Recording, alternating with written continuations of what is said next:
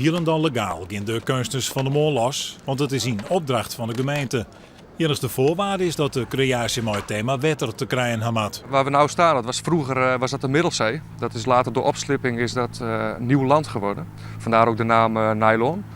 En het proces van zee naar land, dat heb ik graag willen verbeelden, maar er ook aan gekoppeld dat proces natuurlijk nooit helemaal stilstaat. Dat is altijd in beweging.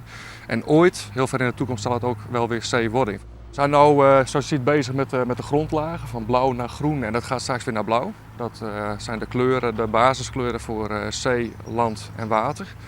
Dan maken we zometeen gebruik van een optische illusie, een vorm die op een bepaalde manier een ritme over het hele beeld heen gaat zetten. En die vorm die verandert van vis naar een tussenvorm en die wordt een voetstap. Dan gaat hij van tussenvorm weer naar vis toe. Het beste is als je het vanaf de stoep bekijkt. Daar is een ideale kijkafstand als het ware nodig om het beeld zo goed mogelijk te ervaren. Maar het aan de gemeente leidt, is dit kunstwerk in de fietstunnel nog maar het begin. We zijn met enorm veel projecten in de bereikbaarheidssfeer bezig. Dat betekent dat we in de komende jaren, als al die projecten afgerond zijn, nog 22 kunstwerken toevoegen in de openbare ruimte. Het Drachtstercomplex bijvoorbeeld zullen schitterende keramische kunstwerken komen bijvoorbeeld. Bij de entree voor het Oostergoopplein komt binnenkort een prachtig mooi kunstwerk. Het werk in de fietstunnel is om de eye van de wieken kleer.